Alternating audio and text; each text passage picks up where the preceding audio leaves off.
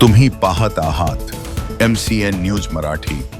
मुख्यमंत्री समृद्ध पंचायत राज अभियानाची तालुका आणि जिल्हा स्तरावर प्रभावी अंमलबजावणी सुरू असून जळगाव जामोद पंचायत समितीचे गटविकास अधिकारी संदीप कुमार मोरे यांच्या संकल्पनेतून उमेद कक्षाच्या वतीने प्रजासत्ताक दिनाचे औचित्य साधून 26 जानेवारी 2026 रोजी तालुकास्तरीय जिजाऊ सरस विक्री प्रदर्शनीचे आयोजन मतदारसंघाचे आमदार डॉक्टर संजय कुटे यांच्या मार्गदर्शनात करण्यात आले होते।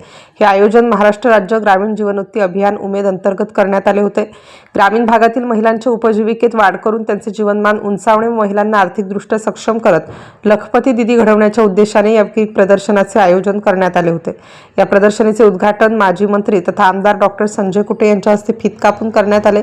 यावेळी त्यांनी ग्रामीण महिलांनी तयार केलेल्या उत्पादनांचे कौतुक करत महिलांच्या उत्पादनासाठी कायमस्वरूपी स्टॉल उपलब्ध करून देण्याची ग्वाही दिली। या जिजाऊ सरस विक्री प्रदर्शनाच्या माध्यमातून ग्रामीण महिलांनी तयार केलेल्या विविध घरगुती खाद्यपदार्थ, हस्तकला व इतर उत्पादनांना बाजारपेठ उपलब्ध झाली। त्यामुळे महिलांना थेट ग्राहकांपर्यंत पोहोचता आले असून त्यांच्या आर्थिक सक्षमीकरणाला मोलाची मदत झाली आहे।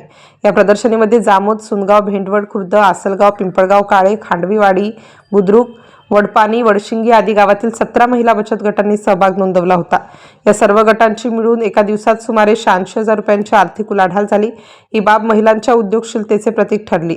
गटविकास अधिकारी संदीप कुमार मोरे यांनी केलेल्या आवाहनाला पंचायत समितीचे अधिकारी, कर्मचारी तसेच तालुक्यातील नागरिकांनी भरभरून प्रतिसाद दिला।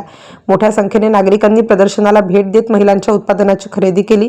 या उपक्रमाच्या यशस्वी आयोजनासाठी तालुका अभियान व्यवस्थापक सदानंद धनोकार, अमोल वैराडे, अनिल कफनकर, सुबोध खोब्रागडे तसेच उमेद कक्षातील सर्व कर्मचारी व कॅडर यांनी मोलाचे सहकार्य केले।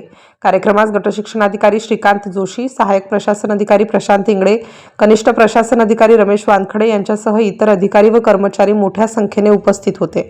MCN न्यूज मराठी करिता जळगाववरून संपादक राजीव वाढे।